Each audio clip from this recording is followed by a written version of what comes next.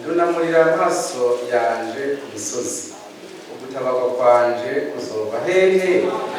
Ugutabarwa kwanje kuva Uhoraho yaremye ijuru n'isi. Ntazokundira ibirenge vyawe ko bitirimuka, ukuzigama ntazohunyiza. Mbere uzigama Abisirayeli ntazohunyiza kandi ntazosinzira. Uhoraho niwe muzigamyi wawe, Uhoraho niwe gitutu cawe n'uburyo bwawe. Izuba ntirizokwica umurango canke ukwezi mw'ijoro. Uhoraho azokurinda ikibi cyose, niwe azozigama ubugingo bwawe. Uhoraho azokuzigama mu maja no mu maza, uhereye none ugashitsa ibihe bidashira.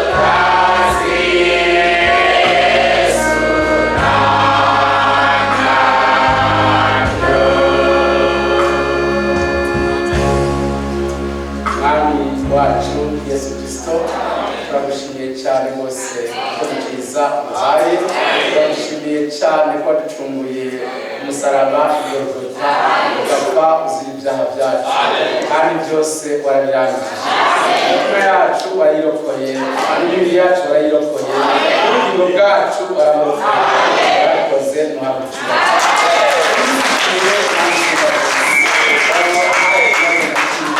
usigaranye intsinzi yawe niyo tugendera Imana ishoboye byose tukuginze ngo duhezagire umugisha mu gitondo tugenderere umwe kuri umwe tugahagije byose birangize ibitego by'umwansi yose bitsinde mwami ibyatunaniye byose bidushoboze Imana isumba byose twigishe ijambo ryawe n'umugisha twibonere wigaragaza mu bushobozi bwawe ko tubisabye mu izina rya Yesu Kristo amen. Imana ibahezagire mu byagire ibahe umugisha mwinshi cyane rwose yakoze ko babaye akanya gato ko kuba imbere yayo namwe mwagize neza kuza Imana ibahezagire cyane dushimiye Imana cyane ko kandi yatuzaniye umukozi yarakoze twishimiye cyane ko yatuzaniye abafure mu ishomba ndabona Frere Claude ariyo Frere Terence ari inyuma Imana ibahezagire cyane ibamugisha niba ari n'abandi bashyitsi dushobora kubakira bashobora guhaguruka tukabakira Imana ibamugisha ariyo Frere Terence ashobora gutanga indamukanyo mu kibazo cy'abafure bo mu ishombo bashoboye kugera hano Imana ibahezagire cyane amen amen. Frere turamutse bakoze amen baheze amen urakoze Imana imugisha yo mu Israeliya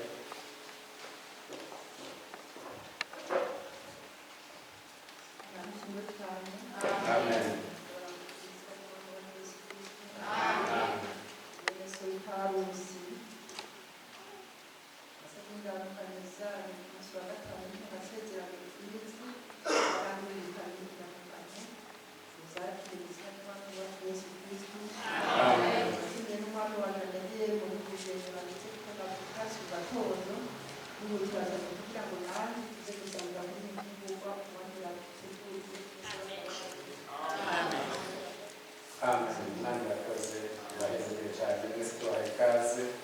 Yesu abamugisha umwanya mwiza wo kumva ubutumwa bwiza Imana ibahezagire cyane ibamugisha dufise muri data uyu mwanya muto kandi tuzi neza ko twunguka byinshi Imana ihabwa icyubahiro twashaka tunabibutse kandi ko umugoroba dufise igikorane hano dufise n'ibintu muri data muze kuba muhari Imana ibahezagire cyane kandi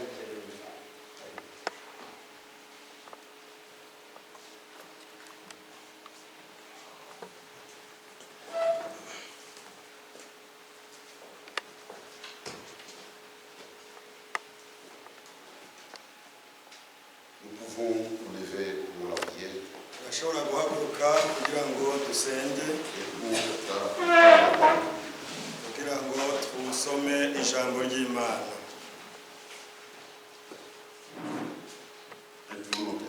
Twunamike imitwe yacu.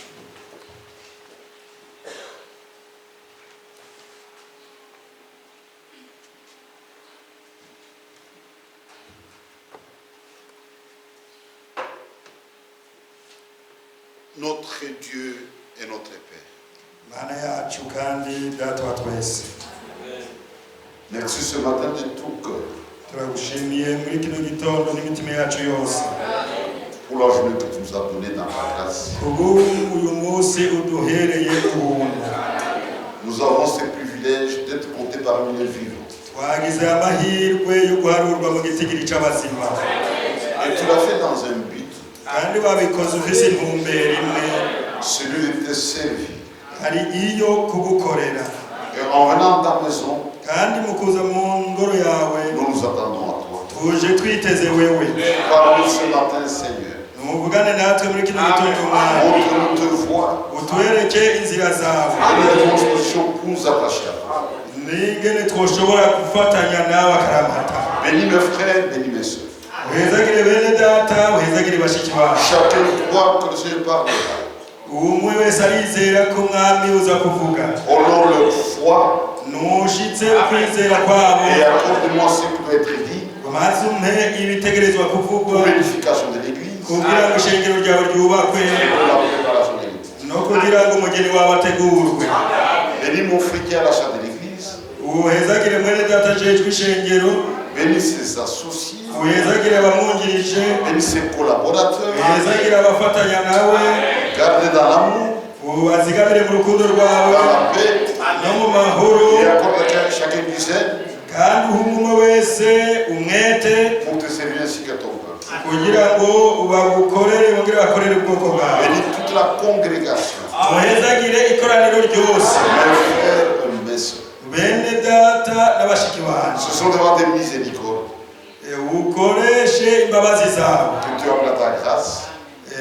Abo wahezagiye ugahamagara ku bw'ubuntu bwawe. Nous soyons prêts pour ton retour.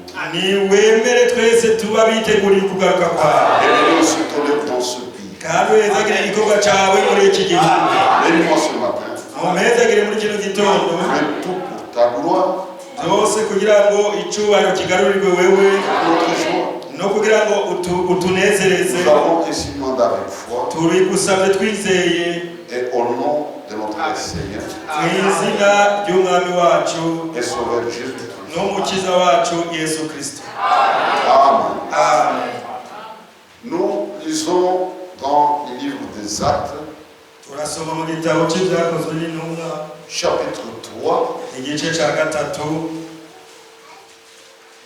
versets 19 à 21. umurongo wa 19 gushika kwa 21. On lira directement en Kirundi. Dutere tubisoma mu Kirundi kugira ngo ducungure umwanya wacu. Nuko mwihane muhindukire ibyaha byanyu bihanagurwe, ibihe byo guhembuka bibone ingene biza bivuye mu nyonga z'umwami Imana, kugira ngo nayo izotume Kristo yabatoranirijwe kera niwe Yesu. Ariko ijuru rikwiye kumwakira gushitsa ku bihe byo gusubira guhindura ibintu byose bishasha, nk'uko Imana yavuze mu kanwa k'abera bayo yavugisha bose uhereye mu ntango. Amen. Asseyez-vous. Muvyagire.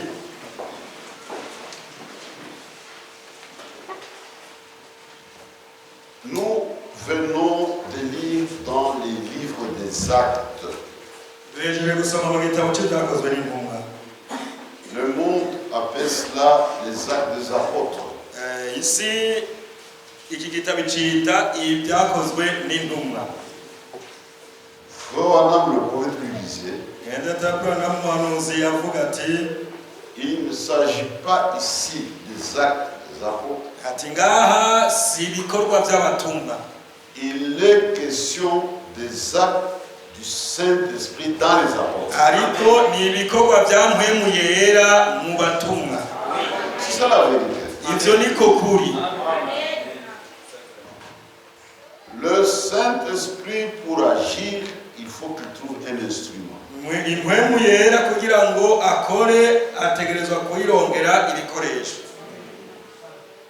Parfois, il y a des frères et des sœurs qui ne comprennent rien. Et les sœurs aussi nous conduisent. Ils conduisent à l'utilisation des hommes. Le Saint-Esprit n'agit pas partout du vent ou d'une bête. Satan aussi, pour agir, d'autres veulent agir. Pas partout du nez. Aujourd'hui, si quelqu'un me dit, pendant la nuit, les démons m'ont battu. C'est un mensonge. Un esprit ne peut pas vous battre. Un esprit peut influencer votre vie.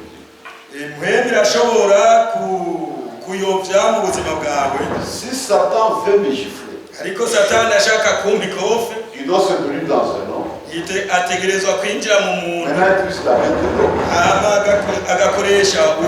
Pour me gifler. kugira ngo amiko Toi, en tant qu'esprit, ça n'existe pas. ariko ari mpwemu ntibikunda ivyo. Non. Oya, Ce sont les actes du Saint-Esprit dans les apôtres. ibi nibikorwa bya mpwemu yera mu ntumwa. Frère, la Bible est inspirée.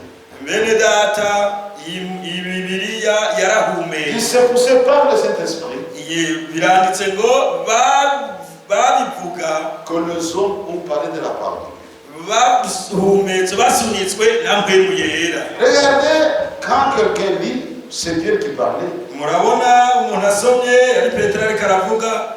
Mais si vous prenez les niveaux d'instruction de Pierre, Ariko mwibutse aho Petero yari yarize kugeza, vous comparez à ces paroles, mukabigereranya n'aya majambo, vous verrez que ça c'est pas Pierre, muraheza mukabona ko atari Petero, c'est une autre personne qui parle à Pierre. ariko ari uwundi mugabo avugira muri Petero. Pierre était un homme sans instruction, Petero yari umugabo atize, un pêcheur de poissons. yari umurovyi w'ifi. Quand Jésus parcourait pour trouver des disciples, des apôtres, Igihe Yesu yagendagenda arondera abigishwa n'intumwa, il a ramassé à bord de l'eau. yamukuye ku nkengera y'ikiyaga.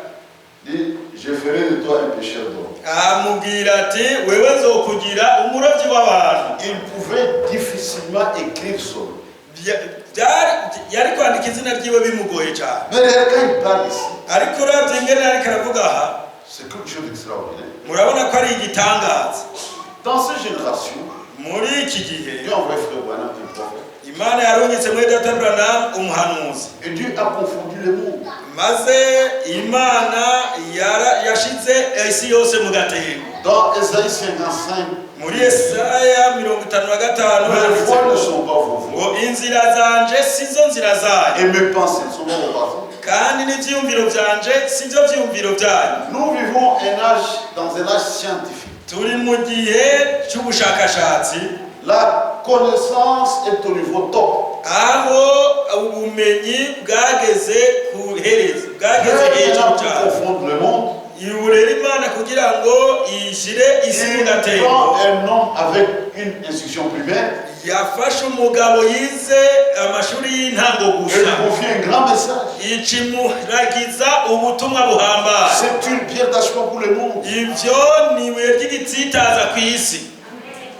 Quand je venais à peine de croire, Igihe nari maze igihe gito gusa nizeye, on était jeunes dans la foi, nari nkiri muto mu gakiza, on avait des amis. nari mfise abagenzi, Et on rendait témoignage. dushikashingiranira intara, Dit Kazali, tu es fanatique, toi. bakambwira ngo yewe Kazadi wewe urenze urugero, Si Jésus ne revient pas, tu seras malheureux. Yesu natazi uzogowe. Frère, on disait la même chose. Mwene data twasoma bimwe, Mais eux ne voyaient pas ça. mugabo bo ntabyo babona. Pour nous, c'était une réalité. Kuri twebwe byari ibintu biriho. Maintenant, parmi les amis, Ubu rero muri bagenzi nari il y en mfise, avait un harimo umwe qui faisait la philosophie à l'université. yariko ariga filozofiya muri kaminuza. Je lui donnais des brochures. Naza ndamuha udutabo Il tw'ubuhamya disait ça. akadusoma, Il dit, je fais la philosophie. akavuga ati jewe nize Et filozofiya, quand j'ai lu les prédications de cet homme, ariko ndiko ndasoma ubutumwa bwigishijwe n'uwo mugabo, avec ce qu'il a comme instruction nzi n'ingene atize, et les choses qu'il présente, ntaca mbona ibintu ariko aratangaza, il n'y a pas de rapport. ndabona ko bidendanye. Il y a quelque chose de surnaturel. Hari n'ikintu c'indengakamere. Est-ce que vous comprenez? Mbega murabitahura? Un philosophe seulement, Yari il n'avait umufilozofe pas cru. atari Quand j'ai yize, lu ses prédications, atari yizeye agakurikira ivyo son niveau d'enseignement, d'instruction, bazi kw'ingene yize aho et les yagejeje, choses qu'il présente, akaca abona n'ingene asigura ibintu, il n'y a pas de rapport. akavuga ati Il y biradendanye. a quelque chose de surnaturel. Hari ikintu c'indengakamere kinyegeje inyuma. Pierre, avec son instruction, ne peut pas dire ça. Petero uravye uko yari atize ntiyari kuvuga ibi, Mais c'était une prophétie. ariko bwabuhanuzi qui cadre parfaitement avec notre temps. buhuza neza n'iki gihe cyacu. Toutes les églises aujourd'hui, amashengero yose sur cette terre, muri iyi si lisent la même Bible, asoma iyi Bibiliya nyine, le même passage. bagasoma iyi mirongo nyine, Ils n'ont pas d'explication. ariko ntibaroba insobanuro yabyo. Mais nous, ariko twebwe nous sommes en train d'expérimenter la chose. turiko turabibamwo. Nous avons les deux pieds dans ça. twebwe twarashinze ibirenge muri iyi mirongo. Jésus était parti. Yesu yaragiye, Les apôtres l'ont vu partir au ciel. intumwa zaramubonye ariko araduga mu ijuru. Et l'ange dit, umumarayika aravuga regardez comment il est parti. ati muramubonye ingene agiye, Il reviendra de la même manière. uko nyene agiye niko azogaruka. Depuis le premier âge, kuva mu gihe cya mbere les cy'ishengero, vrais chrétiens abizera b'ukuri attendaient le retour du Seigneur. baguma barorereye kugaruka k'umwami. C'était une espérance vivante. kuri bo byari ibyizigiro bizima. Ils vivaient dans ça, ibyo bari babibayemo au point qu'ils se saluaient en disant, ku buryo bwageze aho baramukanya bavuga ngo Maranatha, ngo Yesu araje, je viens bientôt. ngo Yesu araje vuba. C'est-à-dire, ils l'attendaient déjà en leur temps. ni ukuvuga ko mu gihe cy'iwabo baza bamurorereye, Mais Dieu n'avait pas permis ariko Imana ntiyemeye qu'ils puissent comprendre. ko batahura Avant le retour du Seigneur, imbere y'uko umwami wacu aza il y a 7 ans de l'Église. ko hazobaho ibiringo ndwi by'ishengero. Mais aujourd'hui, vous et moi, ariko uyu munsi mwebwe nanje nous avons la certitude twebwe tufise icyemezo que Jésus revient dans notre âge. ko Yesu agira aze muri iki gihe cy'iwacu. Regardez ce que Pierre dit sous onction, nimurabe ibyo Petero avuga ari munsi y'ugusigwa kwa mpemu yera, ou ce que le Saint-Esprit a dit par la bouche de Pierre. cyane nimurabe ibyo mpemu yera yavugiye mu kanwa ka Petero. Il dit Jésus qui est parti au ciel aravuga ngo Yesu yaduze mu ijuru, sera retenu là-bas aba yaragumizwa iyo avant son retour. imbere y'uko agaruka. Il y aura un temps de rafraîchissement hazobanza kubaho ibihe by'impeguro que Dieu lui-même va envoyer. iby'Imana ubwayo izorungika. Il sera gardé là-bas Yesu azobanza gumerezwe hiyo jusqu'au temps du rétablissement de toutes choses. gushika ibintu byose bizobanzwa guhindurwa bishasha. Il faut que cela s'accomplisse. ibyo bitegerezwa kubanza kuba. Quand tout sera rétabli byose bimaze gusubizwa bushasha dans l'Église, bikagarurwa mu c'est ishengero, alors que le ciel va lâcher Jésus. aho rero niho ijuru rizorekura Yesu. C'est ça la vérité. ibyo niko kuri. Il y a des dénominations par imitation hariho amadini yigana qui parlent du retour du Seigneur, bakavuga ibyo kugaruka k'umwami, mais elles n'ont jamais compris. ariko ayo madini atigeze atahura na kimwe. Pour que Jésus revienne, kugira ngo Yesu agaruke, tout doit être rétabli dans son Église. byose bitegerezwa kubanza kugarurwa mu ishengero Pas ry'Imana. dans les dénominations, ntibizogarurwa mu madini, pas dans les assemblées du message. si mu mashengero y'ubu butumwa. Il y a une grande différence hariho ubudasa bunini entre les assemblées du message hagati y'amakoraniro yo muri ubu butumwa et l'Église épouse. n'ishengero mugeni. Les dénominations, leur position est claire. igihagararo cy'abanyamadini cyoco kiratomoye, Mais quand vous prenez les assemblées du message, ariko mufashe amakoraniro yo muri ubu butumwa il y a des scribes du message, usangayo hariho des scribes du message. hariho abanyabwenge bo muri ubu butumwa. En Israël, il y avait des scribes. mu Bisirayeli hari abanyabwenge Et b'ibyanditswe. aujourd'hui, nous avons aussi des scribes dans ce message. n'uyu munsi turafise abanyabwenge b'ibyanditswe bo muri ubu butumwa. Ils ont élevé Frère Branham au niveau de Dieu. baradugije mwene data Branham bamugira Imana, Mais l'épouse, ariko umugeni direct avec le message. Umugeni wewe afitani ubucuti butaziguye n'ubu butumwa. Qu'est-ce que le message a produit dans l'église? Mbega ubu butumwa bwakoze iki mu mugeni? Le message de l'heure Ubu butumwa bw'iki gihe a saisi les cœurs des élus bwaracakiye imitima y'abatoranijwe pour le ramener à la foi de père apostolique. kugira ngo uyigarure ku kwizera kw'intumwa arizo bada. Les élus seuls N'abatoranijwe sont bonyene ceux dont le cœur a été ramené à la foi de père apostolique. nibo imitima yabo yagaruwe ku kwizera kwa badatintumwa. Mais l'esprit du message, Ariko abanyabwenge ubutumwa bavuga ngo Branham yaravuze, ngo Frank yaravuze, mais le cœur ne sont pas ramenés. ariko imitima yabo itagaruka. Est-ce que vous comprenez? Mbega ibyo murabitaho? Un temps de rétablissement. Ni igihe cyo kugarurirwa. Frère Franck nous a beaucoup aidé. Mwene data Frank yaradufashije cyane. Dit notre message a des étapes. Ati ubutumwa bwacu bufise intambwe.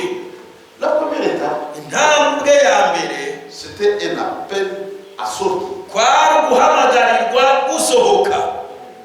C'est quand ce message est prêché correctement. Ni mu gihe ubutumwa bwigishijwe neza. Quelqu'un entend ça. Umuntu abwumvise Si le son est clair, akamenya ko iryo jwi risohotse ritomoye. parce qu'il y a des gens qui prennent ce message avec un son confus. Kuko hariho abantu bigisha ubutumwa mu ijwi ry'amadidani. Dans 1 Corinthiens chapitre 14 au verset 7, Mu Bikorino ba mbere igice cya 14 umurongo w'indwi, le Saint-Esprit par Paul dit, mwebwe yaravugira muri Pawulo aya majambo si la trompette rend un son confus, ati inzamba niyavugijwi ry'amadidani qui va se préparer au combat? ninde azokwitegurira intambara? Si le son est clair, Iyo ijwi ritomoye les gens comprennent qu'il y a une guerre. abantu baraheza bagatahura ko hari intambara. Mais il y a un son confus dans ce message. Ariko hariho ijwi ry'amadidani muri ubu butumwa On le prêche bakabuvuga, et les gens s'enfoncent dans le monde. abantu bagatera bazimirira mu isi. Comment quelqu'un, en écoutant la vérité, il devient pire? Mbega umuntu yumvise ukuri yotera abamubi gute? Il est corrompu en écoutant la vérité. Akasanga atera ayononekara yumvirije Le ukuri. son est confus. Bisobanura ko iryo jwi ry'ubwo butumwa riba ririmo Il amadidani. écoute la vérité, Yumvise ukuri il devient ivrogne. ukazusanga yahindutse imborere. Il écoute la vérité, Yumvirije ukuri il est dans la prostitution. akagwa mu busambanyi. Il écoute la vérité, Yumvirije ukuri c'est un menteur. ugasanga ni umubeshi. Donc il n'a pas écouté la vérité. Ni ukuvuga ko atumvirije ukuri, Il a écouté autre chose. yumvirije ibindi bindi. La vérité produit Ukuri kubyara la justice ukugororoka et la sainteté. n'ukwera. Quelqu'un qui a écouté la vérité, Umuntu yumvirije ukuri, la conséquence de la vérité, ingaruka z'uko les kuri, effets de la vérité, ibitegerezwa kuba uko kuri kumvirijwe muri uwo muntu c'est la sainteté n'ukwera et la justice. n'ukugororoka, Parce qu'il a écouté la vérité. kuko yumvirije ukuri. C'est un son clair. Ni ijwi ritomoye, Et on a besoin d'un son clair kandi dukeneye ijwi ritomoye qui nous montre la voie. ritwereka inzira. La première étape, c'est un appel à sortir. Intambwe ya mbere ni uguhamagarirwa gusohoka. Quand quelqu'un écoute ça, Umuntu abyumvise le son est clair, ijwi riba il ritomoye, comprendra aca atahura que c'est un appel. ko ahamagawe. Le voyage avec Dieu commence toujours par un appel. Ukugendana n'Imana kwama guhera ku muhamagaro, Appel à sortir.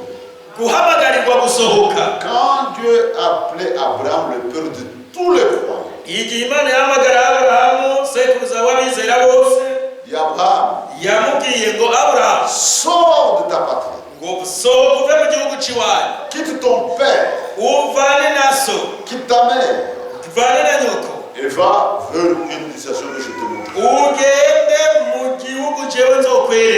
Abraham devait se détacher de sa patrie. Abraham yategerezwa kuvavanura agatandukana n'igihugu kiwe cy'amavukiro, agatandukana n'umuryango wiwe. Et le message sur le plan spirituel fait la même chose. Le message sur le plan spirituel fait la même chose. N'ubu butumwa mu buryo bwa mpemu ukora ibisa n'ivyo. C'est un appel à sortir. N'uguhamagarirwa gusohoka. Nous estimons, turemeza, chaque frère turemera buri mwene data et chaque sœur na buri mushiki wacu ici présent dans la salle, ari hano muri kino cyumba, s'il est ici, ari ngaha, c'est qu'il a eu un appel nuko aba yahamagawe, à sortir. yarahamagariwe gusohoka. Dieu ne vous demande pas de quitter le Burundi. Imana ntibasaba kuva mu Burundi. Maintenant nous sommes sur le plan spirituel. Ubu turi mu buryo bwa mpemu. Nous sortons de quoi? Tusohoka tuva mu biki? De dénomination, Tuva mu madini, des traditions, tuva mu migenzo, de nos habitudes. tuva mu kamenyero kacu. Nous allons vers quelque chose de nouveau. Tukaja tugenda twerekeje ikindi gishasha. Et on doit réellement sortir. Kandi koko dutegerezwa gusohoka.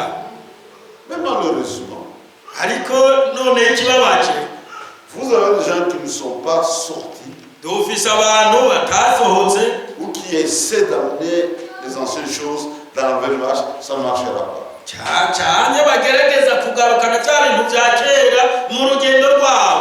On doit sortir. Dutegerezwa gusohoka.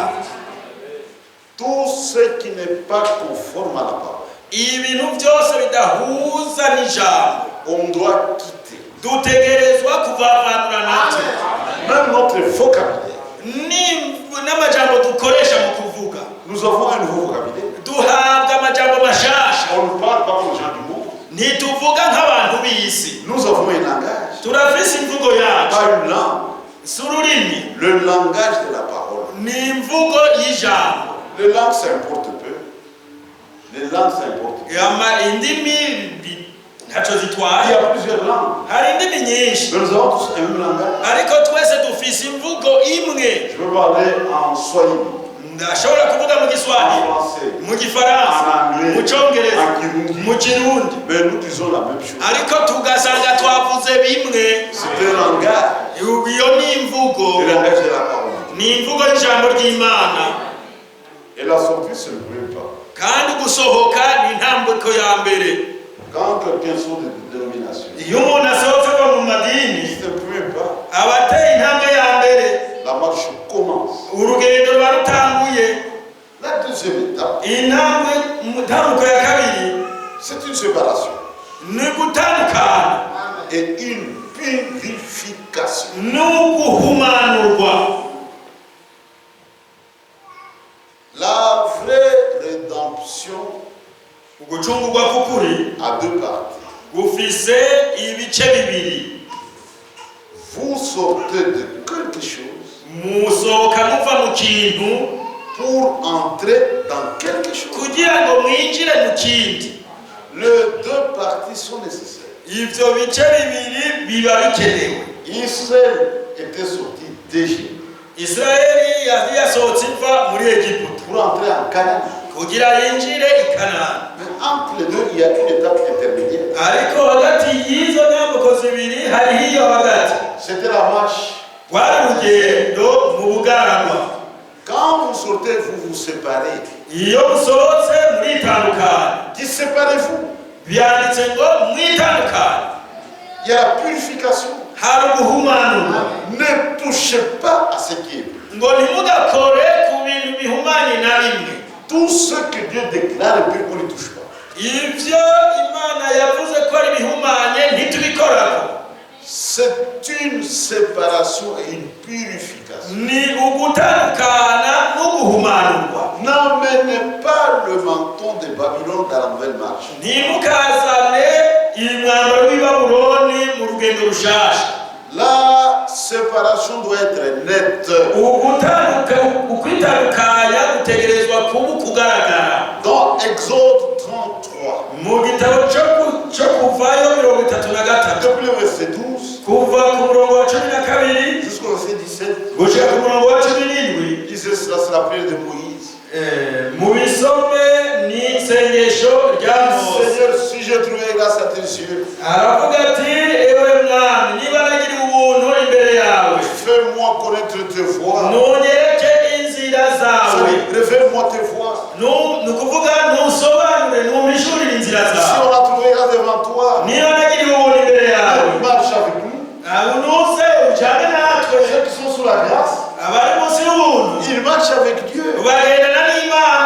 Et si on a trouvé grâce devant toi, fais en sorte qu'entre nous et les autres, que la séparation soit nette. La différence doit être là entre nous et le monde. Et on ne touche pas aux choses impures.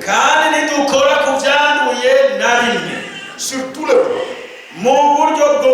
Le plan charnel, le plan spirituel, on n'y touche pas. Toi, tu dis que tu es sorti. Tu es encore dans la prostitution. Tu ne vois pas que tu mens. Il y a le sucre de la chair, le sucre de la chair. Il y a le sucre de l'esprit de l'âme.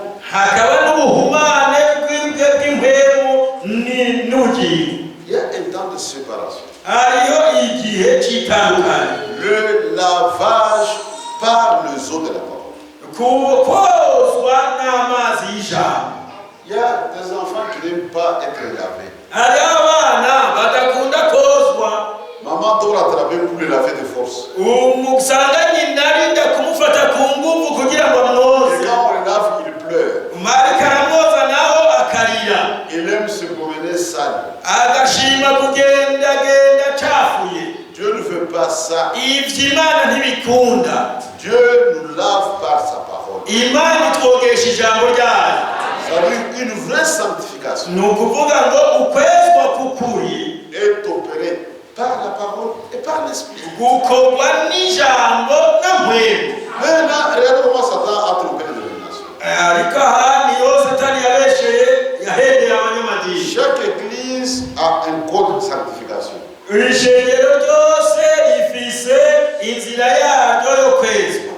Puis les jours du culte, il y a des habits pour adorer. Parfois c'est une tenue blanche. Et les autres sont habillés en blanc, culotte blanche, chemise blanche, képi blanc. Quand l'église, on met ça à l'écran. Ça c'est pour l'adoration. Dieu n'a jamais dit ça. Si nous voulons nous approcher de Dieu, il y a que ce sacrifice. Le sacrifice sanglant de Christ. Le sang de Christ suffit amplement. Si on s'habille en costume, tout ça c'est des coutumes des gens. Dieu n'est pas dans ça.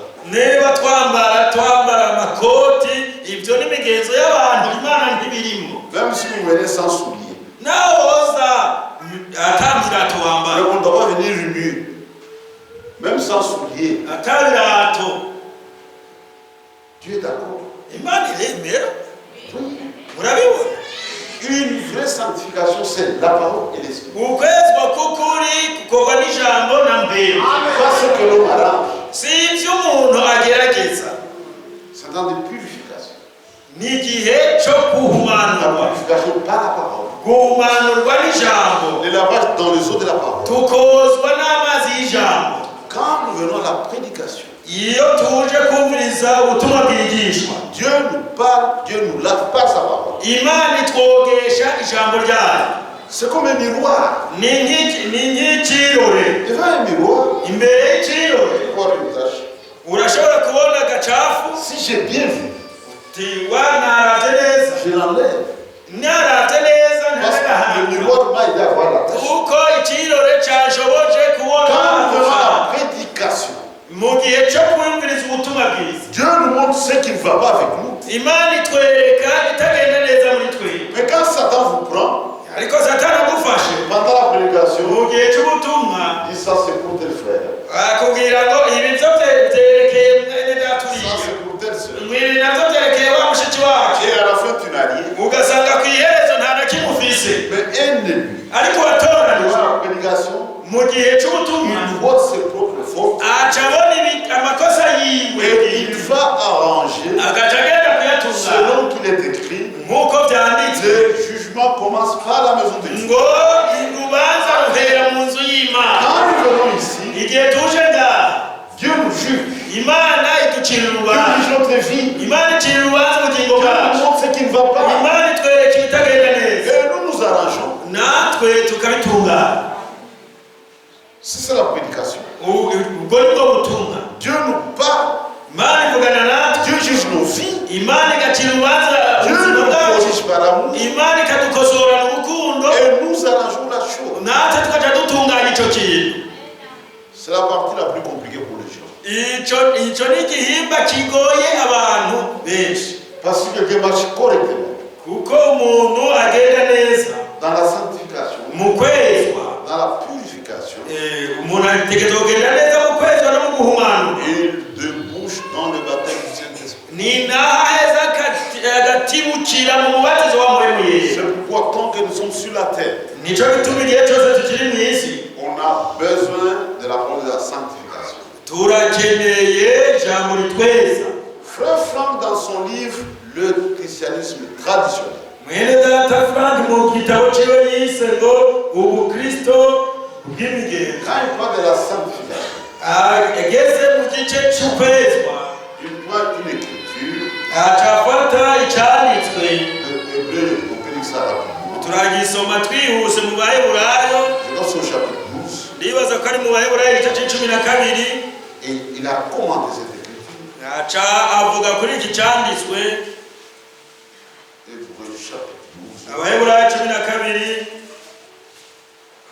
verset 14. umurongo w'icumi na kane Recherchez la paix avec tous mukurikire kugiranira amahoro n'abantu bose et la sanctification, n'ukwezwa sans laquelle personne ne verra le Seigneur. kuko utegejwe atazoraba umwami Frère, c'est la parole de Dieu. iri ni ijambo ry'imana bene data Recherchez ngo mukurikire la paix murondere amahoro avec tous. murondere kugiranira amahoro n'abantu bose Un vrai fils de Dieu, c'est un enfant de paix. umwana w'imana w'ukuri ni umwana w'amahoro Quand le Seigneur était sur la terre, igihe umwami wacu yari ku isi il dit, yavuze ati heureux ceux qui procurent la paix, ati hahiriwe abazana amahoro car ils seront appelés fils du Dieu. kuko bazokwitwa abana bisumba byose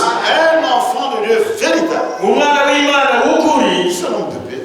ni umuntu w'amahoro Quand il arrive quelque part, ashitse ahantu il laisse la paix. ahasiga amahoro Mais nous avons des frères et des sœurs. ariko tubise bene data n'abashiki bacu Quand ils passent par une famille, iyo baciye mu muryango après sont des troubles. inyuma yabo basiga uruhagarara Toi, tu ne dresses des frères contre les autres. tiwewe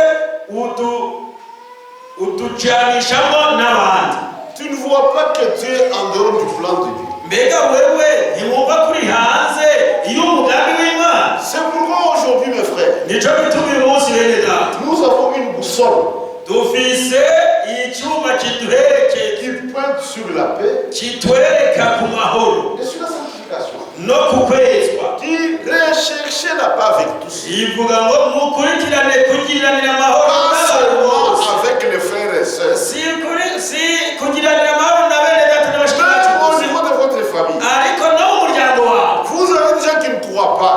urafise abantu batizeye Vous n'avez aucune raison nta burenganzira na bumwe mufise d'être en tension avec eux. ubwo kutumvikana nabo. S'ils sont compliqués, Nuko babagoye, vous avec la parole de Dieu, weho n'ijambo ry'Imana. créez un climat de paix. Koresha ijambo ry'Imana nguzana amahoro.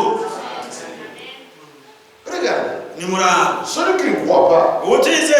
lui n'est pas concerné. Wewe ibi ntiri muraba. Le monde se croit. Isi ni iki? Il faut rendre le mal par le mal. Isi ivuga ngo ikibi ku kibi wowe nawe wishura ikibi. Le principe du monde sur la paix, c'est quoi? Abisi kuvyerekeye amahoro bavuga ngo iki? Qui fait la paix, Ngo uwifuza amahoro prépare la guerre. ategura intambara. C'est ça le monde. Isi ni ukwivuga. Qui fait la paix, Ngo ushaka amahoro prépare la guerre. ategura intambara. Nous sommes dans la jungle. Tuba turi nko C'est mw'ishamba. la loi du plus fort. Naho hakora itegeko ry'ubusumba. Dans la jungle, dans Itegeko la ry'ubutasumba kandi kakamira. le roi des animaux, c'est les lions. Umwami w'ibikoko ni Lui, intama. il est fort. Kuko ikomeye. Il mange les autres bêtes. Irya ibindi bikoko. Chaque fois qu'il voit un lion, c'est la fuite. Igikoko cyose kibonye intambwe kica ciruka uko iki kirya. Mais non. Ariko twebwe Nous ramons à contre-courant. twebwe tugenda tunyuranya n'abo bantu. Regardez aujourd'hui sur la terre Murone ibintu kw'isi. le nombre de foyers de tension. Les guerres, le nombre de guerres. Murabe intambara mu bice bitandukanye. Même les trois cas des informations. Mbere n'ibice bitatu kuri En bitatu bya bine international, ne parle que de guerre. mu makuru atangazwa haba Même si havuga on n'y a que intambara. des guerres. Bavuga intambara L'homme aime ça. kandi abantu bakabikunda. Mais nous ramons à contre-courant. Ariko tweho dusoza tunyuranya nabo Les chercher la paix. ngo muronde amahoro na bose. Même vous seuls, Namwebwe bashiki bacu soyez un peu avec votre belle-mère.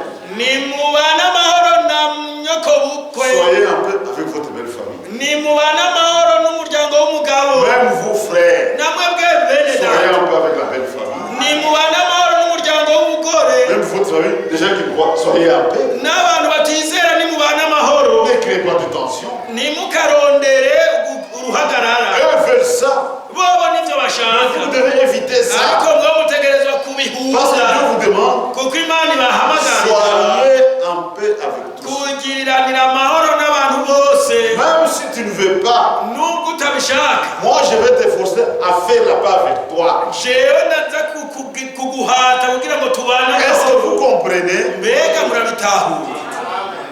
C'est pourquoi aujourd'hui, Nico gituma uyu munsi si un frère vient, umwere dataje tu fais Kazari, ati mwere takaza tu m'as blessé, wewe wankomerekeje tu m'as fait du mal. wankoreye ibi. Je peux regarder, je vois. Je ndashobora gusuzuma nkabura na kimwe. Mais comme le frère est fâché, Ariko ko mbonye mwene data ashavuye je ne peux pas négliger. sinobifata binenerwe. Celui qui a un problème, Ufise ingorane je dois être en place. ntegerezwa kugiranira amahoro nawe. Je ne peux pas commencer à me justifier. Sintangura Mais kwisobanura qu'est-ce que j'ai fait? ngo ndamubaza ngo mwene data mbega Qui akoze a dit iki ça? ngo wavuze ibi J'ai dit ça. ngo jewe Parce que tunavuze non, non, non. ngo navuze ibyo kubera nawe Moi, baravuze. je veux la paix. Jewe nshaka amahoro. Je dis frère, Ndavuga nti mbere data je le regrette à mes yeux. ndavyicujije cane. Je vous ai les mots blessés. nakukomerekeje nivyo. Pardonnez-moi, frère. Nombabarire mwene data Priez pour moi. nusengere Moi aussi, je prie pour vous. nanje nzogusengera. Faites le dossier clos. Aho rero ivyo bica bihagararira. Mais quelle est la maladie de la Odyssée? Ariko none iyi ndwara yo muri Laodikiya ni iyi. La Odyssée aime les justifications. Laodikiya irakunze cyane kwisobanura Même devant Dieu. n'imbere y'Imana. Dieu dit à la Odyssée, Imana ibwira Laodikiya tu es aveugle, ngo uri impumyi, tu es nu, ngo uramenya, tu es pauvre, kandi uri tu umutindi, es misérable uri umutindi, et tu ne le sais pas. kandi nawe ntavyo uzi. Frère, imaginez un aveugle Ibaze bene data impumyi qui refuse d'accepter sa condition. yanga kwemera kwihumye. Comment est-ce qu'on peut l'aider? Mbega umuntu yorifasha gute? Imaginez un pauvre, Mwibaze nawe umuntu w'umworo il est nu, yambaye agenda mais amenyo il n'a pas reconnu sa sa condition. Même si le revêtement il va refuser. C'est ça la Odyssée. Quand la Odyssée réagit, dit je ne suis pas pauvre. Je tout. Je n'ai besoin de rien. Nous sommes dans un âge qui ignore sa condition. La Bible dit recherchez-la. Satan n'aime pas ça. Satan veut que nous soyons dans des tensions, dans des tiraillements, parfois dans des séries. Mais il se faut très bien. Satan sait que toi qui es ici, c'est difficile d'aller au bar. Ça, il le sait. Dans une boîte de nuit.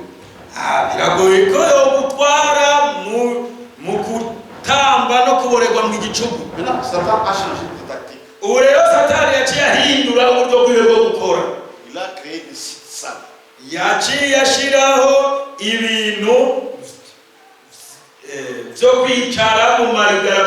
Avec l'internet, WhatsApp, TikTok, tout ça. Au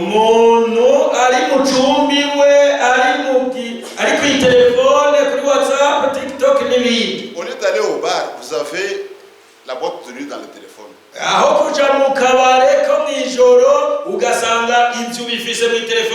Quand tu entres, tu as des femmes nues. Et on a parfois des frères et des sœurs comme ça qui regardent. Mais ça vous suit. Ça suit votre esprit. Surtout les jeunes gens. Leur téléphone, il y a un code. Ce qui est grave. Il y a même des frères et des sœurs mariés. La sœur ne peut pas accéder au téléphone du mari.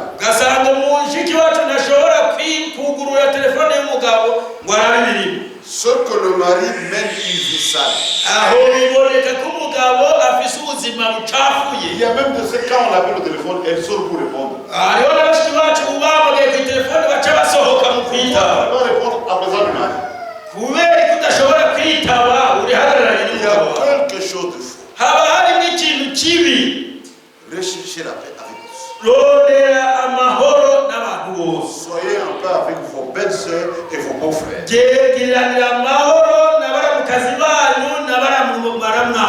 Toi tu as ces plans, ces programmes, et non pas ça. Dans nos familles traditionnelles ici en Afrique, chez nous, c'est partout. La belle famille est déjà fâchée contre la belle sœur.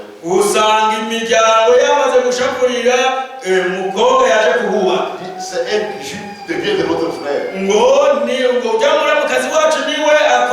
C'est déjà un principe. Est-ce que vous voyez, c'est un principe? Mais nous sommes des chrétiens. Et les chrétiens. Jésus dit, si ton ennemi a faim, donne-lui à manger. Ta belle-mère, tes beaux-frères, tes belles-sœurs ne sont pas tes ennemis. Recherchez la paix. Avec tous. Pas seulement avec les frères. Mon frère, ça c'est pas un frère. Soyez en paix avec eux. Recherchez la paix. Recherchez la sanctification. Sans laquelle personne ne verra le ciel. Frère Franck, quand il développe cette écriture, il stand rapport avec le retour du Seigneur. C'est pourquoi les élus font tous leurs efforts pour mener une vie agréable devant Dieu. C'est une condition pour l'enlèvement. Pour être sauvé, il faut croire. Mais pour l'enlèvement, il y a une condition. La condition doit être remplie. Comprenez cela. Jésus ne vient pas prendre une église souillée. C'est une église sainte. C'est l'assemblée des premiers-nés. Des hommes faits.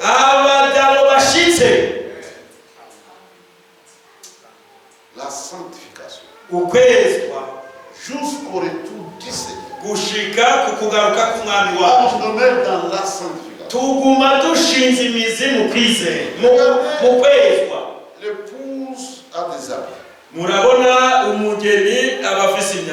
Quelqu'un qui est habillé en blanc, si on donne une chaise pour qu'il puisse s'asseoir, il fait ça. Pour s'assurer qu'il n'y a pas la moindre poussière. Mais quelqu'un qui est dans une salopette noire, même sur le sac de braise, il s'y met. La salopette est noire. La braise est noire. On ne voit pas la vache, tout est noir. Mais toi et moi, on est habillés en blanc. Pour la sanctification. Quand tu fais une faute, ça apparaît. Même le monde le sait. Tout le monde peut boire. Tout le monde peut boire. Tout le monde peut fumer. Tout le monde peut commettre l'adultère. Mais si toi tu fais ça, observez la réaction du monde. Et toi aussi. Et toi aussi. Les autres oui. Mais pas toi. Ça dit, nous sommes sur le haut de la montagne. Jésus n'a-t-il pas dit, on n'allume pas une lampe pour la cacher sous le boisseau. Quand on allume une lampe, on la met là-haut pour éclairer le monde. Il y a plusieurs bêtes en bas de la colline. Nous sommes sauvés. Les autres nous regardent, nous observent. On doit faire attention. Et Franck insiste. C'est une parole à prendre au sérieux. Si nous sommes sérieux, prenons cela au sérieux. Vivons la chose. On recherche la paix et la sanctification. Tout va être réglé. C'est maintenant. Je disais à deux frères qui n'arrivent pas à s'accorder, dit avec cet état d'esprit, admettez que vous ne serez pas avec le ciel.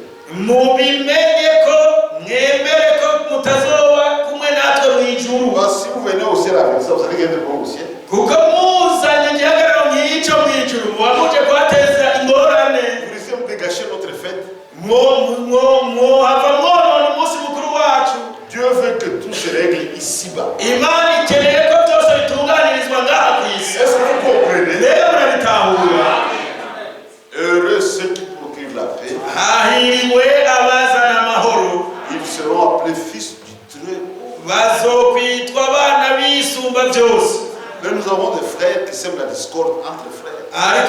turafise bene data baza no gucana no muri bene. Ce n'est plus le temps.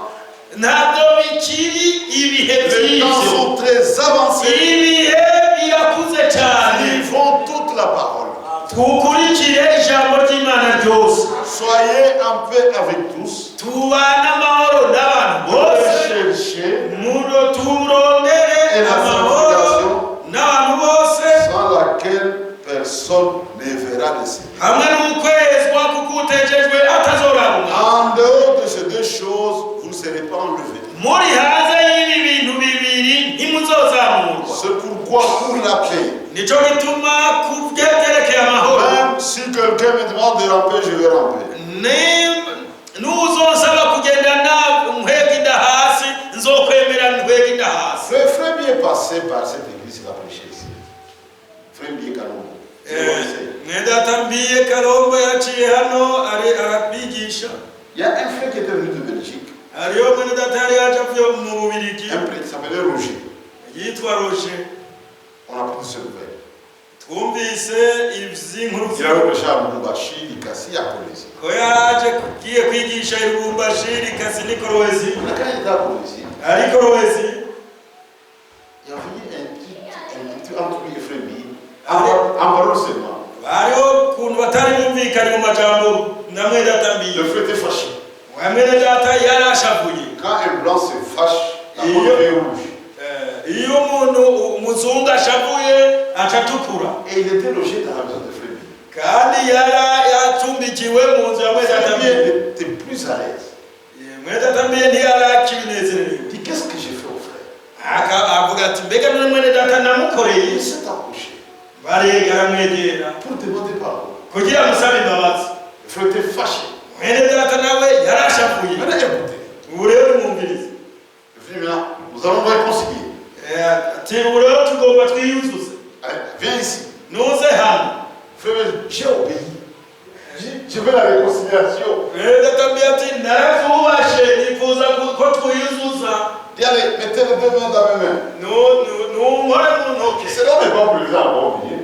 Ibyo Comme il voulait la réconciliation. kuko yabishaka yashaka ko byuzurana.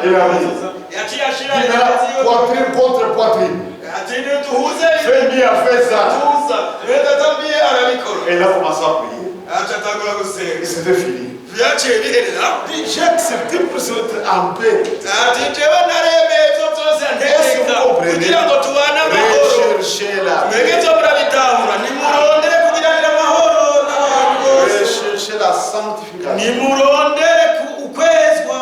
La sanctification par la parole. Ukwezwa n'ijambo.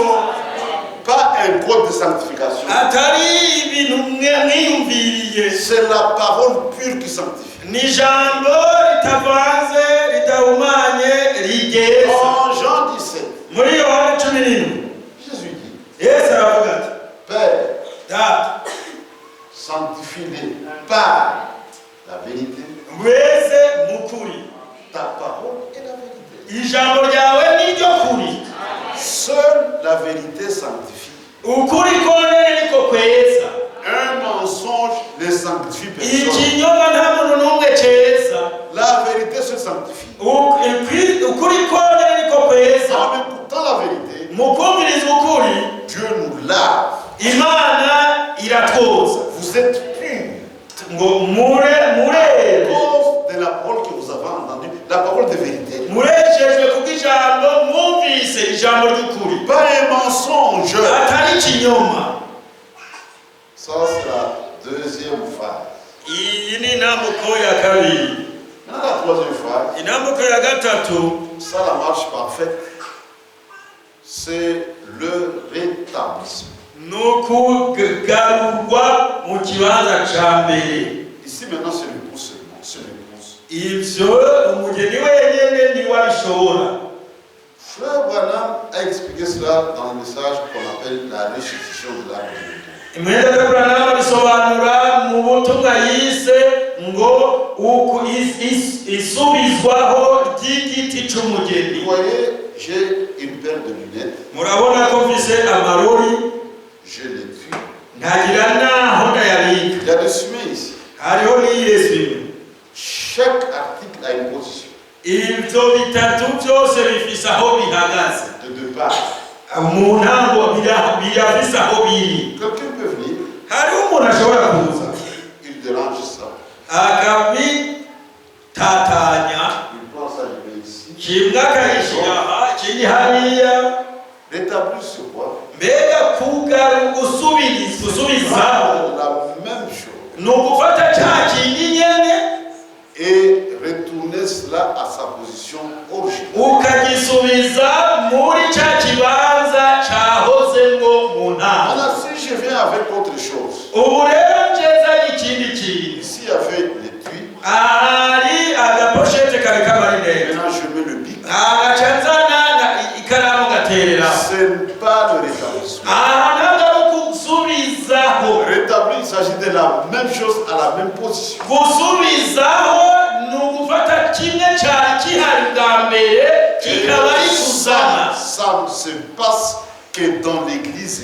Ibyo biba gusa mu ishengero umugeni. Pas dans les dénominations. Ntibiba mu madini. Encore moins dans les assemblées du message. Ntibiba na gato ahubwo mu mashengero yo muri ubu butumwa. C'est pourquoi le ministère des frères Branham Nicyo bituma ubukozi bwa Dr. Branham a un but. bufise intumbero. Retourner la foi des enfants Ni ukugarura ukwizera kw'abana à la foi de père apostolique. ku kwizera kwa ba data intumwa. Parce que la véritable église Kuko ishengero ry'ukuri est édifiée ryubatse sur le fondement des apôtres ku rufatiro rw'intumwa et des prophètes. n'abahanuzi. Jésus-Christ Yesu Kristo nawe est dans la pierre angulaire. niwe buye rigumye imfuruka. Pas un seul prophète, Si umuhanuzi umwe, pas un seul apôtre. si intumwa imwe, Tous les prophètes, n'abahanuzi tous bose les apôtres. n'intumwa zose. Mais le Branhamisme aujourd'hui, Ariko idini ryubatse kuri Branham non que frère Franck est prophète. Au lieu d'avoir tous les prophètes, ils n'ont qu'un frère Branham. bifise bene data Branham wenyene nk'umuhanuzi waryo. Ce sont des esprits. Izo ni mpemu. Il y a aussi des franquistes. Hariho n'idini ryubatse kuri France. C'est franc pour rien. Bati ni Frank wenyene nta nini. Frère, Oya bene data. l'église véritable, Ishengero la ry'ukuri fondation, c'est tous les prophètes. rifise urufatiro abahanuzi bose.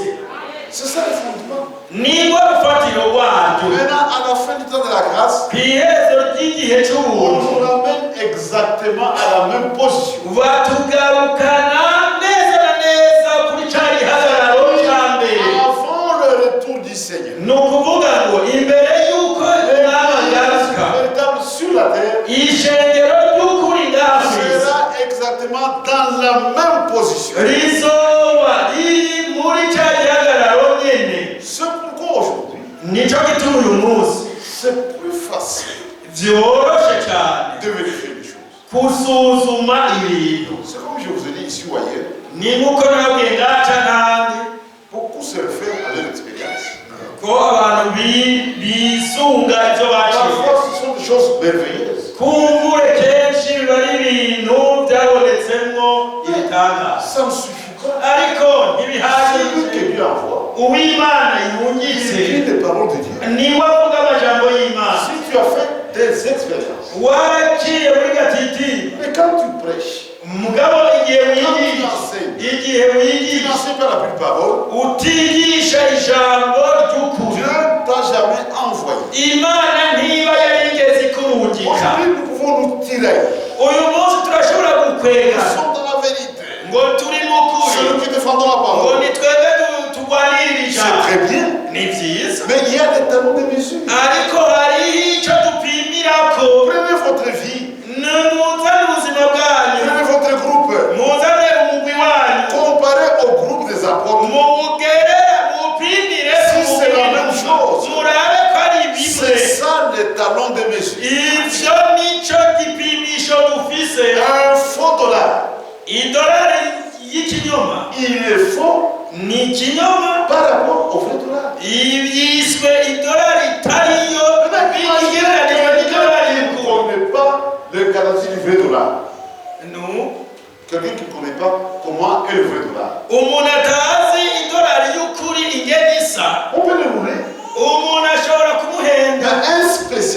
ariko umuntu w'umuhinga quand on a un faux billet, umuzaniye inoti itariyo il peut vous demander ça c'est faux. ashobora kukubwira ngo iyi noti siyo Dans le vrai dollar, kuko mu idolari y'ukuri haba harimo ibi n'ibi n'ibi. l'église modèle que Dieu a donné au monde, ishengero rya l'église de référence, ishengero imana yatangiye kw'icyitegererezo c'est l'église des apôtres. ni ishengero ry'intumwa. Ce n'est pas Jeffersonville, si ishengero ry'Jeffersonville ni Krefeld, cyangwa iry'Krefeld ni Lubumbashi. cyangwa iry'Lubumbashi, C'est l'église des apôtres. ariko ni ishengero ry'intumwa. Les apôtres ont agi. intumwa zarakoze. C'est pourquoi aujourd'hui, nicyo gituma uyu munsi chaque église, ishengero ryose chaque groupe, umugwi wose doit comparer ses prédications, utegerezwa gupimira ibyo ses enseignements, ibyo ses bigisha pratiques ibyo bakora par rapport à cette église. ku byakorwa mu ishengero ry'intumwa. Est-ce que vous comprenez? mbega ibyo murabitanga? C'est ça le modèle. icyo nicyo cyitegererezo. C'est dans des rétablissement. ni igihe cyo kugarurirwa. Même la prophétie est confirmée. n'ubuhanuzi burabyemeza. Regardez dans Apocalypse 12. ni murabe mu byashiriwe Yohana 12. La révélation montre l'état de l'église à la fin. guhishurirwa kwerekana ishengero kuva mu ntango gushika ku iherezo. On parle d'une femme. bavuga byerekeye umugore. Une femme représente l'église. kandi umugore aba yerekana ishengero. Cette femme avait la lune sous ses pieds. iryo shengero rifise ukwezi munsi y'ibirenge byabo. Pour nous tenir qui sont les pieds. kugira ngo duhagarara ku birenge. C'est-à-dire, elle était fondée sur ça. ni ukuvuga ko ryari rishingiye kuri uko kwezi. La lune reflète la lumière du soleil. kandi ukwezi kugaragaza umuco w'izuba. Ça représente l'Ancien Testament. kwerekana isezerano rya kera. Elle est fondée dans cette parole. ishengero rishinze imizi muri iryo jambo. Vous êtes édifiés mushinze imizi sur le fondement des prophètes. ku rufatiro rw'abahanuzi L'Ancien Testament. rw'isezerano rya kera. Maintenant, sur sa tête, ubu rero ku mutwe naho il y a une couronne de 12 étoiles. hari urugori rw'inyenyeri 12. Les 12 étoiles izo nyenyeri 12 représentent les 12 apôtres. zerekana za ntumwa 12. C'est-à-dire, cette église ni ukuvuga iryo shengero est couronnée par l'enseignement de 12 apôtres. risharijwe n'inyigisho z'intumwa 12. Vous êtes édifiés mushinze imizi sur le fondement des prophètes ku rufatiro rw'abahanuzi et des apôtres. n'intumwa. Jésus-Christ étant la pierre angulaire. yesu kristo nawe akaba ari we buye riguma ifuruka. Et elle est enveloppée du soleil. atwikiriwe n'izuba. C'est la grâce. n'ubuntu. Et cette femme était en travail. kandi iryo shengero ryari riramutse. C'est-à-dire, elle avait reçu une semence. ni ukuvuga ko ryari ryarakiriye urubuto. C'est la semence parole. ni urubuto rw'ijambo. Elle était sur le point d'enfanter. iryo shengero ryari rigeze igihe cyo kwibaruka. En travail. ryari mu bise. Mais regardez mes frères. ariko nimurabera Pendant que la femme était en travail, mu gihe uyu mugore yari mu bise, le dragon s'est tenu là. cyari isato nacyo cyari Il gihagaze dit que l'enfant, je dévore l'enfant. kivuga kiti nihabyara ry'abana njanamuroza. C'est ça notre situation. icyo nicyo gihe turimo. Frère, c'est la fin. bene data nihe turi Quand kwihereza. Jésus revient, igihe yesu azogaruka, la véritable église est dans cette position-là. ishengero ry'ukuri rizoba riri muri icyo C'est une gihagararo. église fondée sur l'Ancien Testament et le Nouveau Testament. L'Ancien Testament, le prophète, le Nouveau, les apôtres. ni ishengero rishingiye ku isezerano rya kera n'isezerano rishasha. abahanuzi Regardez n'intumwa. le siège de Satan. ariko nimurabe icyicaro cya satani Dans cette heure, muri iki gihe il n'est pas ailleurs. ntikiri ahandi. Il est devant cette femme-là. ni n'icyicaro cy'icyo gikoko avec sa mission. kiri imbere y'uwo mugore ariko ari mu bise. Aussitôt que l'enfant naît, il le dévore. gifise intumbero ngo niyabyara ncandotsa kuryama. Mais ce qui est étonnant, ariko igitangaje, l'enfant donne naissance à un fils mâle. uyu mugore abyara umwana w'umuhungu, Pas un bébé mâle.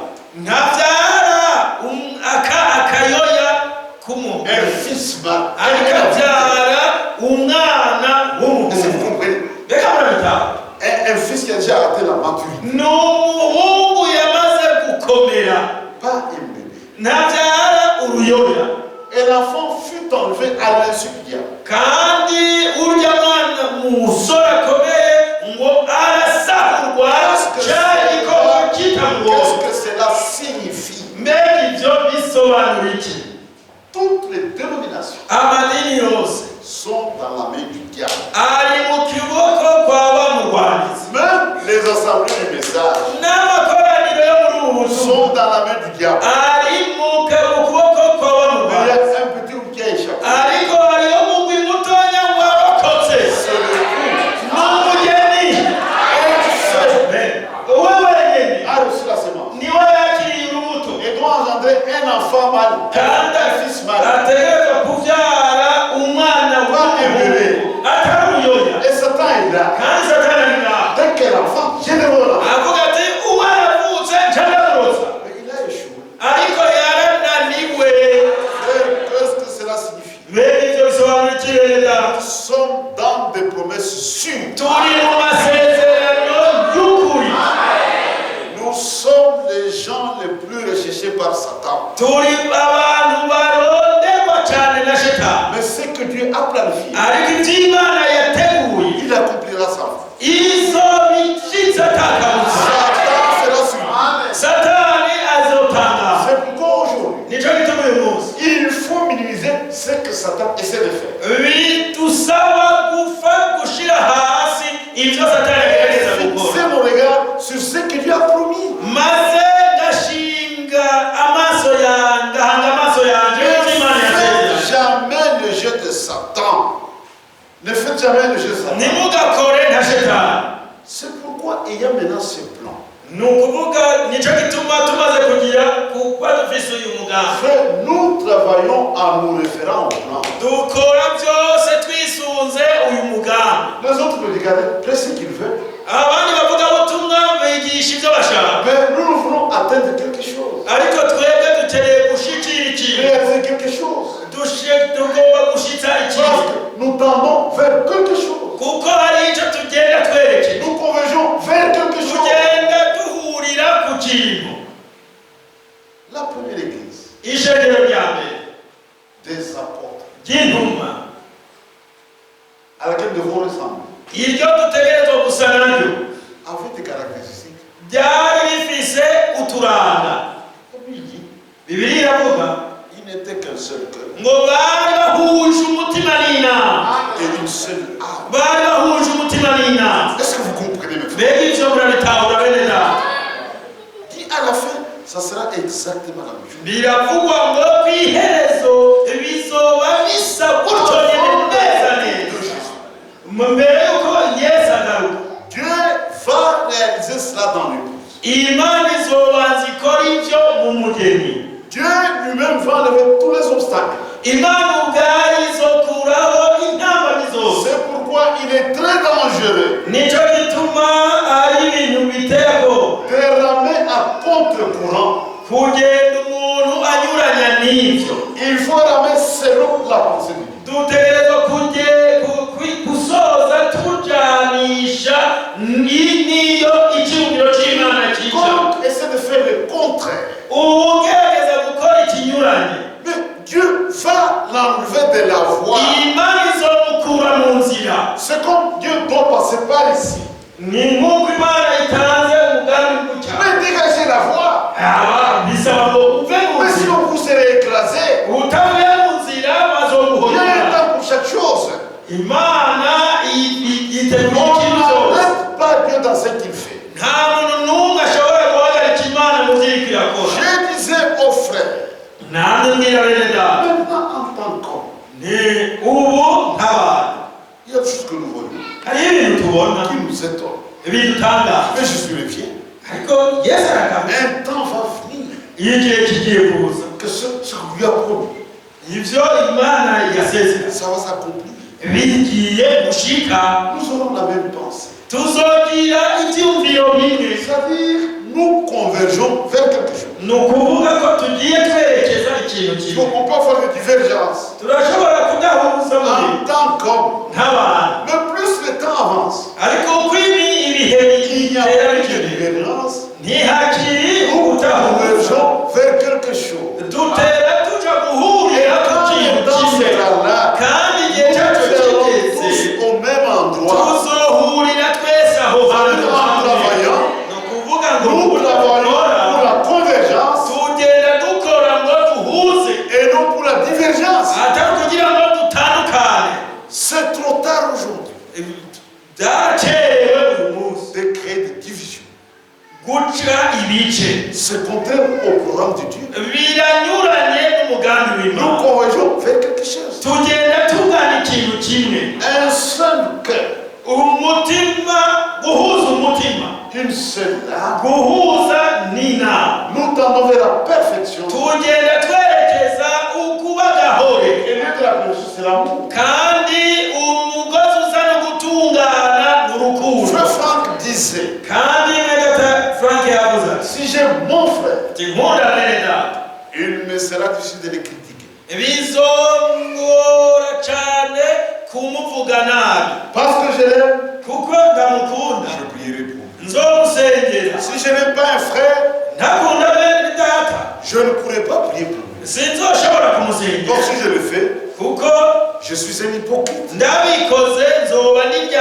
Nous tendons vers quelque chose. Un seul cœur, travaillons pour cela. Ne faisons pas les contraires. Tendons vers quelque chose. C'est pourquoi même le ministère que Dieu suscite, c'est pour l'édification et le perfectionnement des saints. L'œuvraison que Dieu utilise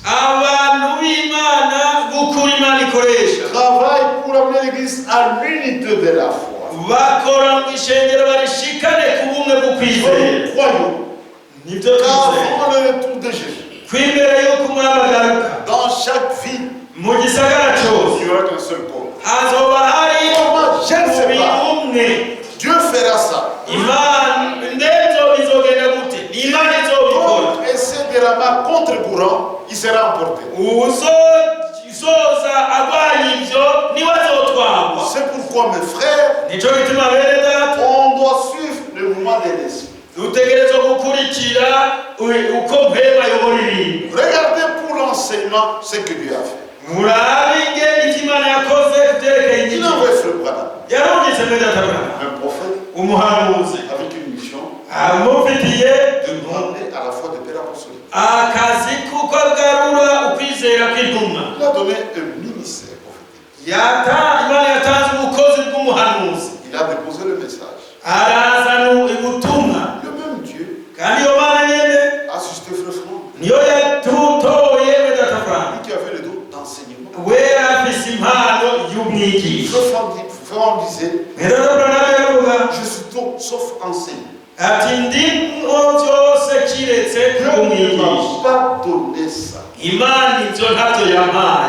Comme tout doit être rétabli. Même dans l'église, tout doit être rétabli. Même le ministère doit revenir à l'ordre. On ne prêche pas en désordre. Et quiconque fait succès devant Dieu, qui respecte l'ordre de Dieu, tout ce qui n'est pas fait selon l'ordre divin, c'est un obstacle dans le royaume.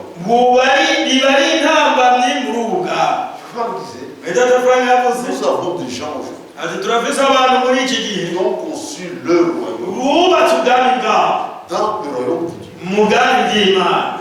Des petits royaumes. Bubatse ubwami buto buto Dans le royaume de Dieu. mu bwami bw'Imana. Et ça crée des complications. Ibyo bigaca bizana inzitizi. Mais le vrai homme de Dieu, ariko abantu b'Imana b'ukuri qui travaille pour le royaume de Dieu, bakore ubwami bw'Imana ils respectent ce que Dieu a ordonné. bubahiriza ivyo Imana yategetse, Et ils ont tous un même objectif. kandi bose bafise intumbero imwe, La préparation de l'épouse. itegurwa ry'umugeni. C'est-à-dire l'épouse aujourd'hui Ni ukuvuga ko umugeni doit ubu être ramené sur le fondement des apôtres et des prophètes. ategerezwa kugarurwa ku rufatiro rw'intumwa n'abahanuzi. C'est ça notre bataille. Iyo niyo ntambara turimo, C'est ça notre lutte.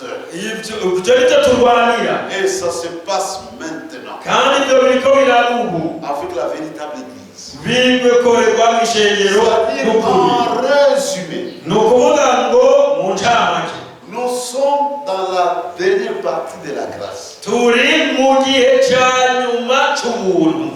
Dieu ordonne, Imana itegetse, pas un prédicateur. si umuvugabutumwa. Dieu ordonne Imana itegetse que tout ko vyose soit fait seulement d'après sa parole.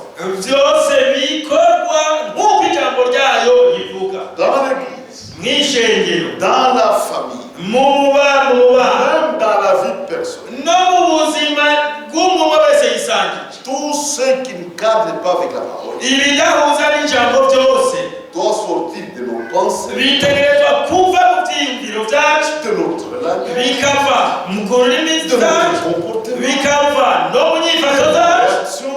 bikava no mu buryo twifata Nous kwifashishije. nous assurons maintenant Uno duheza que tukemera tout cadre ko parfaitement byose bihuza neza sur n'ijambo. le temps dans lequel nous sommes. Ivyo nivyo bihe turimo, Et ceux qui sont sérieux kandi ababirimo bashimitse prennent cela à cœur. bafatana nkama ivyo bintu. C'est ça l'unique étalon de mesure. Ivyo nivyo rupimo rw'ukuri. Ne comparez pas votre fidélité Ntimukagereranye ubwizigirwa bwanyu à votre engagement avec votre groupe, n'ingeto mwishingiye umugwi murimo, mais comparez votre fidélité ariko musuzume ubwizigirwa bwanyu à vos rapports avec Christ et sa parole. mubugereranije n'imigenderanire mufitanye na Kristo n'ijambo C'est ryiwe. pourquoi, mes frères, Nico gituma bene data, je ne vous ai pas apporté quelque chose de nouveau. nta gishasha nabazaniye, Je vous ai seulement rappelé les choses que vous connaissez, nabibukije gusa ibintu musanzwe muzi, afin que vous soyez affermis dans la vérité présente. kugira ngo mushikame mu kwizera muhagazemo. Si nous voulons tous être au pied de Jésus, Niba twese twifuza kuba ku birenge bya Yesu, gardons toute la parole et négligez. tuzigame ijambo ry'Imana ryose, ntihagire na kimwe dusuzugura. C'est le temps dans lequel nous sommes. Ningo nico gihe tugezemo, C'est le temps de l'épouse. ni igihe c'umugeni. Les temps des assemblées de messages sont révolus Ibihe by'amakoraniro yo muri ubu butumwa byarahetse. et l'épouse est appelée épouse parole. Umugeni yiswe umugeni jambo. Israël est dans sa patrie. Israël est retourné dans sa patrie. Isirayeli yasubijwe mu gihugu cabo, Nous aussi nous retournons chez nous. na twebwe turiko dusubira iwacu. Chez vous c'est pas au Congo. Iwacu si Ikongo, Chez vous c'est pas au Burundi. iwanyu si mu Burundi, Chez nous c'est la parole de Dieu. iwacu ni mw'ijambo. On a chez nous dans toute la parole. Turiko tugaruka iwacu mw'ijambo ryose. Et Jésus nous trouve dans sa parole. Yesu adusange mw'ijambo Si ryiwe. nous sommes dans la parole, Turi mw'ijambo ryiwe, Dieu nous bénira. Imana izoduhezagira. Merci pour votre patience. Mwakoze kwihangana, Merci pour votre soutien. mwakoze kudushigikira, Merci pour votre hospitalité. mwakoze kutwakira neza, Merci pour votre amour. mwakoze kubw'urukundo rwanyu. Nous vous portons sur nos cœurs. Tante tubatwaye mu mutima, Je tenais à vous voir. nari nifuje kubabona, Je vous ai vu. none nababonye, Et je glorifie le Seigneur. nanjye mpimbaje izina ry'umwami wawe. Moi et ma femme, Jewe n'umufasha wanje nous disons merci. turabashimiye Et au revoir. kandi Je turabasezeje. remets le service au berger. Nsubije umwanya umwungere.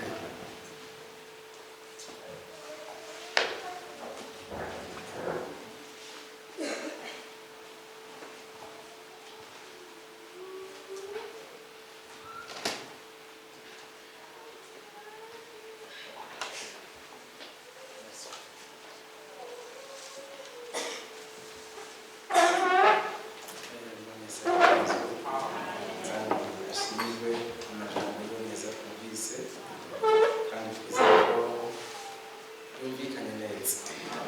Imana ibamugisha murahaguruka gusenga Imana ibane natwe dushoboze kugendera muri amajambo yayo tumvise Imana turi n'umubyajya Imana irinde ikintu icyo cyose mu buzima bwacu bwa minsi yose kitambitse imbere y'iterambere ryacu.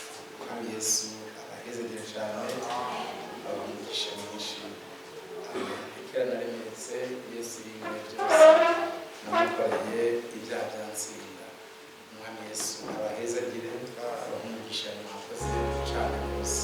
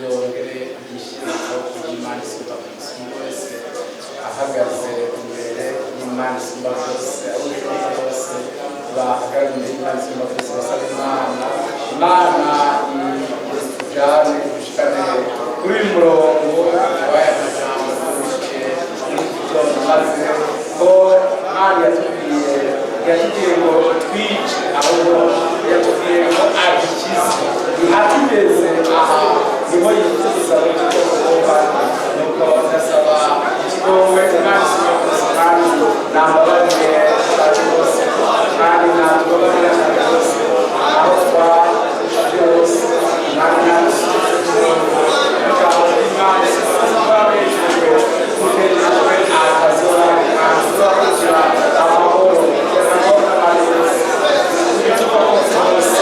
kandi adushoboze dusabe n'abasumba byose atuzamure y'aya majambo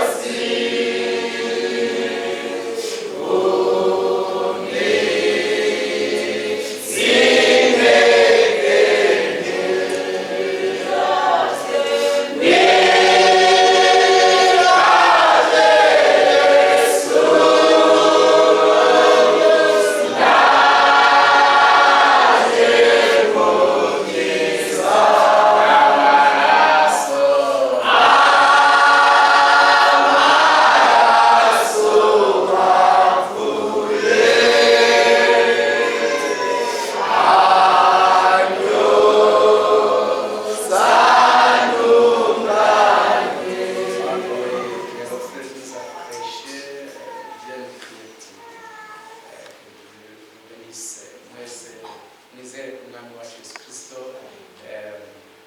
yakoze igikorwa hagati yacu kandi baritse mu ijambo ryiwe kugira ngo natwe tuze twihane ubuzima bubi bwose budahuje n'ijambo umwami wacu abutuvanamo Imana turinde ubwibone bwose Imana turinde ishari ubupfapfa bwose turinde igono byose b'abantu batanga amahoro kugira ngo tuzobone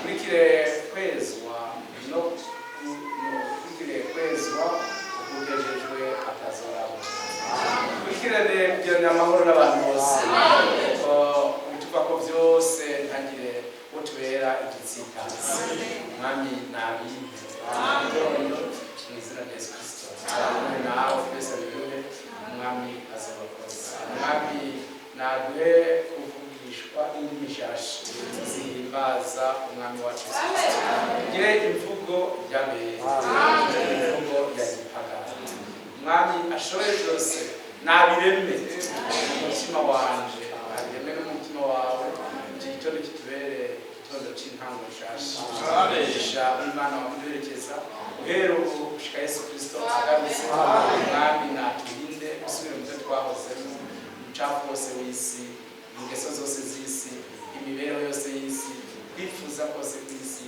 umwami nabigize burundu bitakibonekako n'ibitakikubonekako umwami nabyishyure mu rukundo n'imbabazi ziwe mu izina rya Yesu Kristo.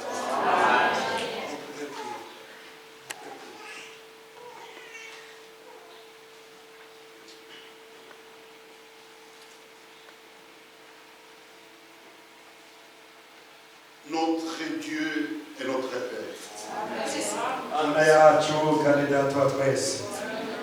Du fond du cœur, nous te disons merci.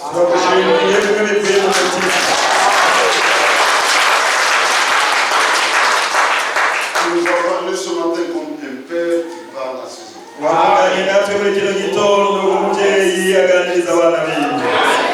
Et nos cœurs ont été touchés. C'est toi qui nous as créés. Tu connais mieux que nous-mêmes de quoi nous sommes.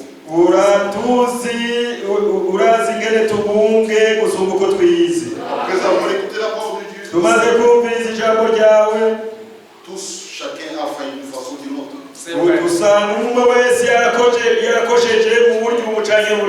Mais dans ton amour, tu nous aimes.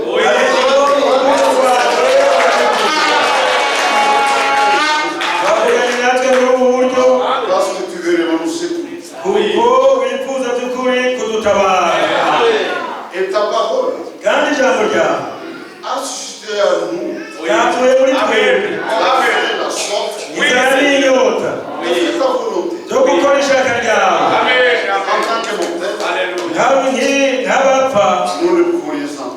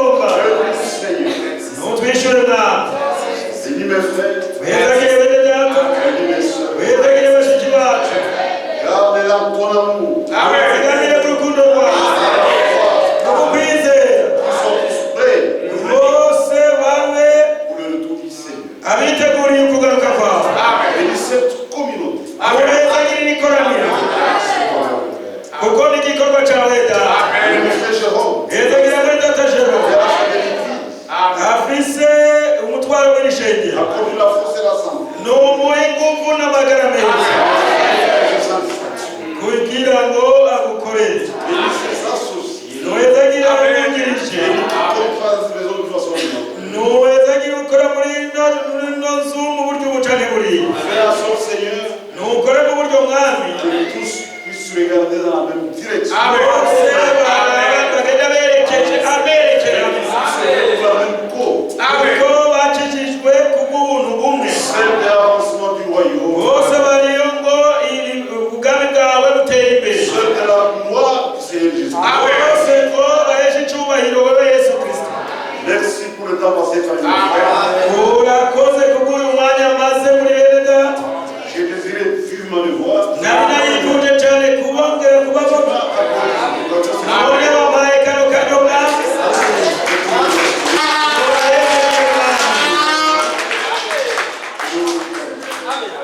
Kubwo ukumyakira neza n'urukundo. Maintenant que nous apprêtons à quitter la vie, ubu twiteguye kuva muri iki gisagara. nous crions vers toi. Turakuborogeye. Pour que ta main ouverte. Amen. Kugira ngo bari we utundinde kandi utuzigame gushika iyo turoye. Toi qui connais mieux que nous-mêmes. Wewe utuzi gusumba uko twiyizi. Ce qu'il nous faut. Wewe urazi ibyo dukenye. Pour que chacun s'attache à toi. Kugira ngo umwe wese afatane nawe. Wewe nukore mu bwizigirwa bwawe. Kandi ndandizigiye. Uzobikora.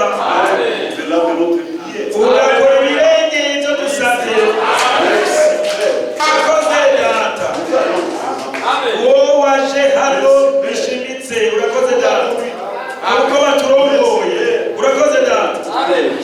Kubwira igihezagiro yose. Twabigusabye twizeye. Mu izina ry'umwami wacu n'umukiza wacu Yesu Kristo. Amen.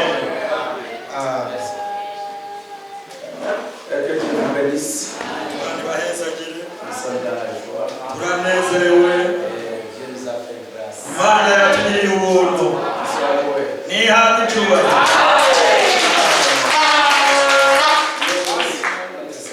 Turashimiye umwami wacu Yesu Kristo ko yatwugururiye imiryango yose yari yugaye.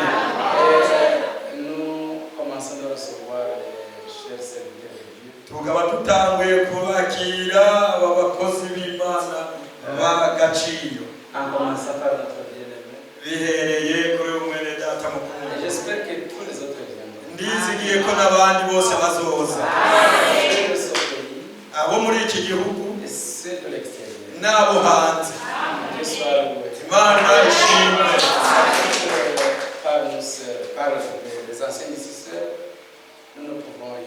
Murabizi ko kubwo twebwe twenyine hano ataco dushoboye mu itegurwa ry'umugeni, ariko dufatanyije n'ubukozi bwose Imana yashinze mu mubiri wayo, tuzoshikira intumbero y'ijuru.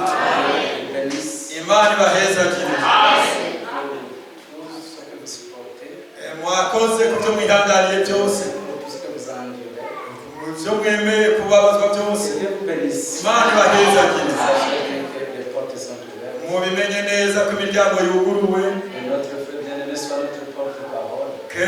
na mwene data mukundwa atubera umuvugizi nk'uko yabikoze aho yaciye hose. Abandanya ashishikara bidukorera aho azobandanya aca. Turakunda Yesu Kristo, turakunda ijambo ry'Imana, turifuza kuzoba turi mu izamura. Imana ibahezagire mwese kandi herekeze mwene data mukundwa, imuhe iterambere no kuramba n'amagara meza. Azoturamukiriza abakundwa bose.